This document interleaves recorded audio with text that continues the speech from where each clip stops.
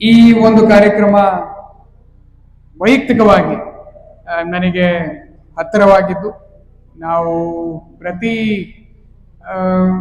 ಪ್ರತಿ ಸರ್ತಿನೂ ಕೋಲಾರಲ್ಲಿ ಇದರ ಕಿರುಪರಿಚಯ ಆಗಿ ಅವರ ಒಂದು ಸಂಸ್ಥೆಯ ಸೈನಿಕನಾಗಿನೇ ನಾನು ಕೆಲಸ ಮಾಡ್ತೀನಿ ಅಂತ ಅಂದು ಹೇಳಿದ್ದೆ.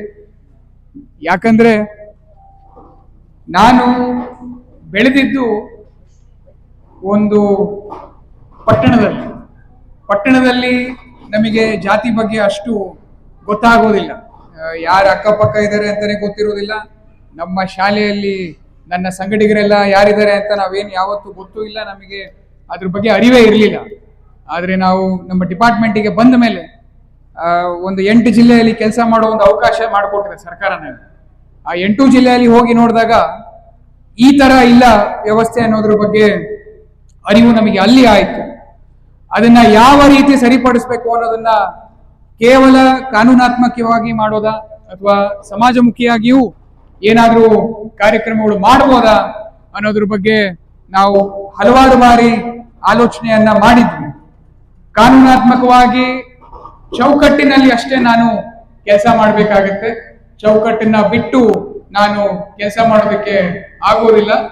ನಾವು ಕಾನೂನಾತ್ಮಕವಾಗಿ ಏನೇ ಮಾಡಬೇಕಾದ್ರೂ ಒಂದು ಚೌಕಟ್ಟಿನಲ್ಲಿ ಕೆಲಸ ಮಾಡಬೇಕಾಗತ್ತೆ. ಆ ಚೌಕಟ್ಟನ್ನ ದಾಟಿ ನಾನು ವರದಿ ಹಾಕೊಂಡಿದ್ದಾಗ ಹೋಗೋದಕ್ಕೆ ಆಗೋದಿಲ್ಲ.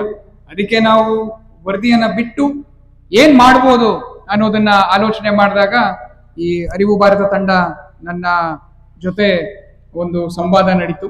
ಅಲ್ಲಿಂದ ಅವರ ಬೆಸುಗೆ ಶುರುವಾಗಿದ್ದು.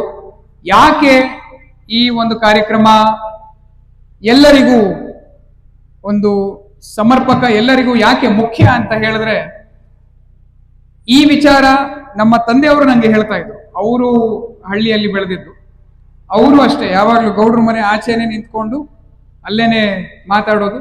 ನಮ್ಮ ತಾತನವರು ಡಾಕ್ಟರ್ ಆಗಿದ್ರು ಕೂಡ ಅವರು ಒಳಗಡೆ ಹೋಗ್ತಾ ಇರ್ಲಿಲ್ವಂತೆ.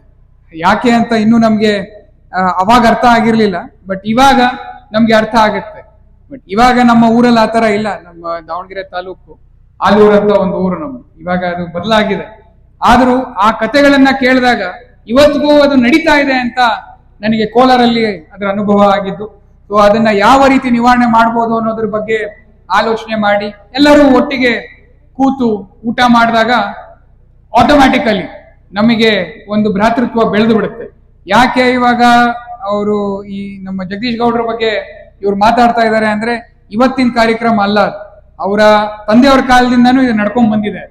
ಅದಕ್ಕೋಸ್ಕರ ನೀವು ನೋಡ್ಬೋದು ಭ್ರಾತೃತ್ವ ಇದೆ. ಯಾಕಂದ್ರೆ ಒಟ್ಟಿಗೆ ಕೂತು ಊಟ ಮಾಡಿದಾಗ ಆಟೋಮ್ಯಾಟಿಕಲಿ ಬಂದ್ಬಿಡುತ್ತೆ. ಎಲ್ಲರೂ ಕೇಳ್ತಾರೆ ನಮ್ಮ ಡಿಪಾರ್ಟ್ಮೆಂಟ್ ಅಲ್ಲಿ ಹೆಂಗೆ ಪೊಲೀಸ್ ಡಿಪಾರ್ಟ್ಮೆಂಟ್ ಅಲ್ಲಿ ನೀವು ಎಲ್ಲ ಅಷ್ಟು ಯೂನಿಟಿ ಆಗಿರ್ತೀರಾ, ಅಷ್ಟು ಭ್ರಾತೃತ್ವ ಇರ್ತೀರಾ ಅಂತ. ಎಲ್ಲರೂ ನಾವು ಒಟ್ಟಿಗೆ ಊಟ ಮಾಡ್ತೀವಿ. ನಾವು ಅಟ್ಲೀಸ್ಟ್ ತಿಂಗಳಿಗೆ ಒಂದ್ಸರ್ತಿ ಎಲ್ಲಾದ್ರೂ ಒಂದ್ ಕಡೆ ಒಟ್ಟಿಗೆ ಊಟ ಮಾಡ್ತೀವಿ. ಅವಾಗ ಆಟೋಮ್ಯಾಟಿಕಲಿ ಬಂದ್ಬಿಡುತ್ತೆ. ಈ ಬೇಡ ಅಂದ್ರೂ ಬಂದ್ಬಿಡುತ್ತೆ. ಅದೇ ರೀತಿ ಈ ಒಂದು ಕಾರ್ಯಕ್ರಮ ಕೂಡ ನಾವು ಮಾಡೋದು. ಇಲ್ಲಿ ಮನೆ ಕಟ್ಟಿಸ್ತಾ ಇದ್ದಾರೆ. ಮನೆ ಕಟ್ಟಿಸ್ಬೇಕಾದ್ರೆ ನಾನು ನೋಡಿದಾಗ ನನಗೆ ಜ್ಞಾಪಕ ಬಂತು. ಮನೆ ಕಟ್ಟಬೇಕಾರೆ ಒಳಗಡೆ ಕೆಲಸ ಮಾಡೋರು ಕಟ್ಟೋರ್ನ ಜಾತಿ ಕೇಳಿ ಕಟ್ತೀವ ನಾವು. ಅವ್ನ ಮನೆ ಒಳಗ್ತಾನೆ ಕೆಲಸ ಮಾಡ್ತಿದ್ದಾನೆ. ಅವನೇನಾದ್ರು ಮನೆಯಿಂದ ಅವ್ನ ಆಚೆ ಬಿಟ್ಬಿಡ್ತೀರಾ ನೀವು? ಜಾತಿ ನೋಡಿ ಅಷ್ಟೇ ಅವನಿಗೆ ಕೆಲಸ ಕೊಡ್ತೀರಾ? ಇಲ್ಲ. ಹಾಗೆ ನೀವು ಡಾಕ್ಟರ್ ಹತ್ರ ಹೋಗ್ತೀರಾ, ನರ್ಸ್ ಹತ್ರ ಹೋಗ್ತೀರಾ, ಜಾತಿ ಕೇಳಿ ಮೈ ಮುಟ್ಸ್ಕೊಂತೀರಾ ನೀವು? ಮುಟ್ಸ್ಕೊಳ್ಳಿ ಹಂಗೆ ನೋಡೋಣ ನಾನು ಆಗ್ಲಿಲ್ಲದ ಮಾತು. ಸುಮ್ಮನೆ ಅವು ಏನು ನಮ್ಮ ಕಾಟಾಚಾರಕ್ಕೆ, ನಮ್ಮ ಏನೋ ಒಂದು ಸಾಮಾಜಿಕ ದೃಢತ್ವವನ್ನು ತೋರಿಸ್ಕೊಳೋದಕ್ಕೆ ಈ ಒಂದು ಸುಳ್ಳು ಕಂತಕಟ್ಟೆಗಳನ್ನ ಇರೋದು. ದಯವಿಟ್ಟು ನೀವು ಯೋಚನೆ ಮಾಡಿ, ಯಾವುದು ಶಾಶ್ವತ ಆಗಿರೋದಿಲ್ಲ. ಈಗ ಮಾನವ ಕುಲ ತಾನೊಂದೇ ವಲಂ ಅಂತ ಪಂಪ ಆ ಕಾಲದಿಂದಾನೇ ಹೇಳಿದಾನೆ. ನಾವು ಮಾನವರಾಗಿ ಒಂದೇ ಕುಲ ನಮ್ದು, ಅದು ಬಿಟ್ಟು ಬೇರೆ ಏನಿಲ್ಲ. ಈ ಎಂಟೈರ್ ಕುಲವು ಒಂದಾಗಿ ನಿಂತಾಗಷ್ಟೇ ಅದು ಬಲ ಆಗುತ್ತೆ, ಇಲ್ಲ ಅಂದ್ರೆ ಬಲ ಆಗೋದಿಲ್ಲ. ಇದನ್ನ ನಾವು ಮನಸ್ಸಿನಲ್ಲಿ ಇಟ್ಕೋಬೇಕು. ಯಾಕೆ ನಾವು ಬಸವಣ್ಣನವ್ರನ್ನ ಅವಾಗವಾಗ ಜ್ಞಾಪಿಸ್ಕೊಂತಿರ್ತೀವಿ. ಇವನಾರವ ಅಂತ ಯಾವತ್ತೂ ಕೇಳಬೇಡಿ. ಇವನಮ್ಮವ ಅಂತ ನೀವು ಯಾವತ್ತೂ ಕೇಳಿ ಅಂತ ಹೇಳೋದು. ಅದರ ಜೊತೆಗೆ ಈಗ ನಾವು ಪಂಪ ಆಯ್ತು, ನಂತರ ಬಸವಣ್ಣ ಆಯ್ತು, ನಮ್ಮ ಊರಿನವರೇ ಆದ ಶಿವಮೊಗ್ಗದ ತೀರ್ಥಹಳ್ಳಿಯವರಾದ ನಮ್ಮ ಕುವೆಂಪುರವರು ವಿಶ್ವಮಾನವ ಅನ್ನೋ ಒಂದು ಕಾನ್ಸೆಪ್ಟ್ ಅನ್ನ ಕೊಟ್ಟಿರೋದು. ಇಷ್ಟೆಲ್ಲ ಇದ್ಮೇಲೂ ನೀವು ನೋಡಿ, ನನಗೆ 100% ಗೊತ್ತಿತ್ತು. ಎಲ್ಲ ಇಲ್ಲಿ ಶಿವಮೊಗ್ಗದಲ್ಲಿ ಯಾವಾಗ ಇಲ್ಲಿ ಇಲ್ಲ ಅಂತ ಒಂದು ಮಾತು ಹೇಳಿದ್ರು, ನನಗೆ ಗೊತ್ತಿತ್ತು ಶಿವಣ್ಣ ಅವರು ಆ ಎಕ್ಸಾಂಪಲ್ ಕೊಡ್ತಾರೆ ಅಂತ. ಬಿಕಾಸ್ ಪ್ರತಿ ಬಾರಿಯೂ ಆ ಪ್ರಾಬ್ಲಮ್ ನಮಗೆ ಬರುತ್ತೆ, ಪ್ರತಿ ಬಾರಿಯೂ ನಮಗೆ ಆ ಪ್ರಾಬ್ಲಮ್ ಬರುತ್ತೆ. ಯಾವುದೋ ಒಂದು ಪಂಚಾಯತಿನ ಆಯ್ಕೆ ಮಾಡ್ಕೊಂತೀವಿ, ಹಳ್ಳಿಯನ್ನ ಆಯ್ಕೆ ಮಾಡ್ಕೊಂತೀವಿ, ಅಲ್ಲಿ ನಾವು ಕೇಳಕ್ಕೆ ಶುರು ಮಾಡ್ತೀವಿ. ಮೊದಲನೇ ಏಟ್ಗೆ ಯಾವತ್ತೂ ಸಿಕ್ಕಿಲ್ಲ ನಮ್ಗೆ, ಮೊದಲನೇ ಫೋನ್ ಕಾಲ್ಗೆ ಯಾವತ್ತೂ ಸಿಕ್ಕಿಲ್ಲ.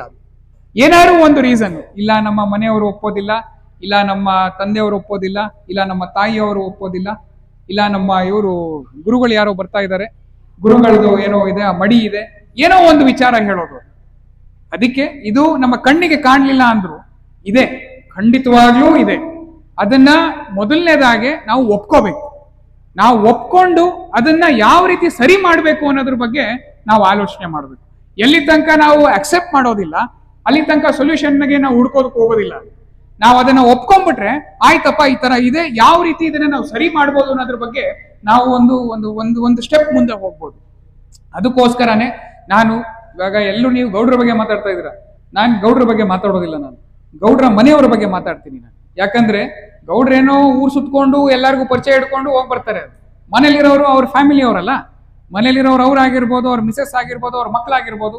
ನಾಳೆ ಎಲ್ಲರೂ ಬಂದು ಅವ್ರನ್ನ ಕೇಳ್ತಾರೆ, ನಿಮಗೆ ಅದು ಗೊತ್ತಾಗೋದಿಲ್ಲ. ಈ ಊರವ್ರು ಕೇಳಲಿಲ್ಲಂಗಿರ್ಬೋದು, ಗೌಡ್ರಿಗೆ ಪರಿಚಯ ಇದ್ದವರು, ಅವ್ರ ನೆಂಟ್ರು, ಇವ್ರ ನೆಂಟ್ರು, ಎಲ್ರು ಏನವಿ ಇವತ್ತು ಇವ್ರನ್ನ ಬಿಡ್ಕೊಂಡಂತೆ, ನೀನು ಮನೆಗೆ ಊಟ ಮಾಡಿಸಿದಂತೆ, ಈ ತರ ಮಾತುಗಳು ಬರ್ತವೆ. ಅವನ್ನೆಲ್ಲ ಮೀರಿ ಅವ್ರ ಫ್ಯಾಮಿಲಿ ಕೂಡ ಇವ್ರ ಜೊತೆ ಸಾಥ್ ಕೊಟ್ಟಿದ್ದಾರೆ. ಅವ್ರಿಗೂ ನಾನು ಅಭಿನಂದನೆಗಳನ್ನ ಹೇಳೋದಕ್ಕೆ ಇಷ್ಟಪಡ್ತೀನಿ. ಯಾಕಂದ್ರೆ ಈ ಸೂಕ್ಷ್ಮತೆಗಳನ್ನ ನಾವೆಲ್ಲ ನೋಡಿದೀವಿ. ನಾವು ನಮ್ಮ ಡಿಪಾರ್ಟ್ಮೆಂಟ್ ಅಲ್ಲಿ ಇರೋದ್ರಿಂದ ನಾವು ಸಮಾಜದಲ್ಲಿರುವ ಪ್ರತಿ ಒಂದು ತೊಡಕನ್ನು ನಾವು ನೋಡ್ಕೊಂಡೇ ಬಂದಿದ್ದೀವಿ.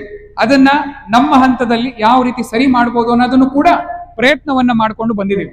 ಈ ನಿಟ್ಟಿನಲ್ಲೇನೆ ಈ ಕಾರ್ಯಕ್ರಮದಲ್ಲಿ ನೀವೆಲ್ಲರೂ ಪಾಲ್ಗೊಂಡಿದ್ದೀರಾ. ಇವತ್ತು ಜಗದೀಶ್ ಗೌಡ್ರದಾಯ್ತು, ಮತ್ತೆ ಮತ್ತೊಂದು ಮನೆಯನ್ನ ಹುಡ್ಕೋಣಂತೆ, ಮತ್ತೊಂದು ತಾಲೂಕಿಗೆ ಹೋಗೋಣಂತೆ, ಮತ್ತೊಂದು ಹಳ್ಳಿಗೆ ಹೋಗೋಣಂತೆ. ಇದು ಸ್ವಯಂ ಪ್ರೇರಿತವಾಗಿ ಬರಬೇಕು, ಸ್ವಯಂ ಪ್ರೇರಿತವಾಗಿ ಬರಬೇಕು.